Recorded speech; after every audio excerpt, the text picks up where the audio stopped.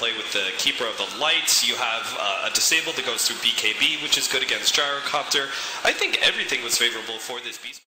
Into the Aluminum, and then they need one more lance to come out from Loda. He's not in range in this, but Mad at least is. But here comes your lance machines. One attack from Mad, that'll be enough to finish the job. First blood will be spilled by Alliance on the top lane.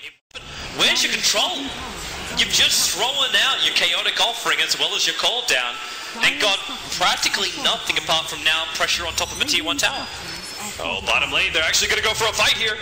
Yeah, watch for it, Jimmy. He's going to get the double barrel strike again. Back and back in. The Iron Shell's burning them all out. Pajkatt, with Brax coming into the fight, he cannot repel firepower of that magnitude. And that's going to be 8-4 with Summer's Rift. A quick pick-off, and they can move in for more. Maybe there's also going to be another battle on top. You got that Mana Link just draining out the Gyrocopter. The poor little Warlock was left behind, but he's still in death. The attack was thrown out, so he gets the last hit in the tower. Even just one Force Staff can actually save that ally. Oh, Alliance, they might be really regretting what they're doing at the moment. That's only if Summoner's Rift can get some vision on them, because the problem is they at least see Pajkatt there, as well as Admiral Bulldog, but what they don't see is the extra with a Blink Pyro Strike, the double on it, dropping down the chaotic offering. That was in combination with the Epicenter. They just destroyed Alliance. Yeah, and that's they make the it more. Teamfight power. They're going to get more disruptions there, but that means now the two supports are too close. The Rocket Barrage to kill off the SD, but Brax committing in very, very deep. He can't kill off Akke. But they can... Good, obviously the cooldown reduction is amazing, and it just makes it so Leshrac's going to be even more, like, unkillable. I think the pigs are finally coming out as they're realizing what's going on. Yep. Summer's Rift, they start to converge, but they're being watched like a hawk, quite literally, as there is the Illuminate into the chains. Back into the Burrow Strike with a wall! Perfect combo, the chaotic offering as well. The Illuminate tried to help him out, but it wasn't enough, and Pajkatt just turns on the Nova. At least he can bring down one hero, but it's only the support Warlock. The buyback already came back in from the Keeper of the Light. The PL, Loda fighting again, the Burrow Strike back down again by Demon. Gonna go into the Epicenter. Pajkatt has no protection, no control, and Akke, he also doesn't have it either. They try and now just isolate this fight. Niqua, he's already down to 2/3 of his mana. Just by a couple of PLs that are chasing him. He's keeping the illusion on to make sure there's no Blink Dagger play from Niqua.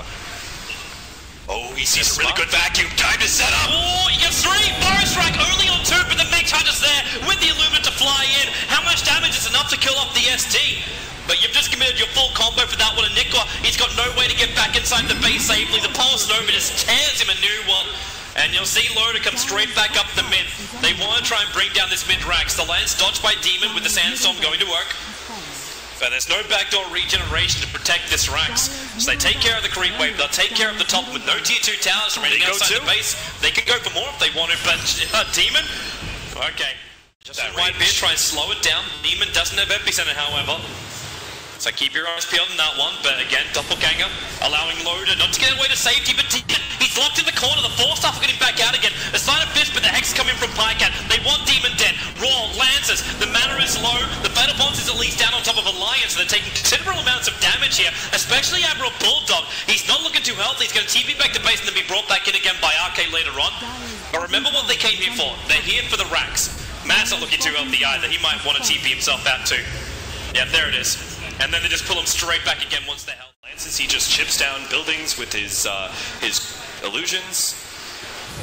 And now they're going to make the full committal here. Scythe of Ice being picked up by Pajkatt means that he can actually jump on the Ember Spirit potentially. Yeah, that he could. Or control, as we saw before over on Demon.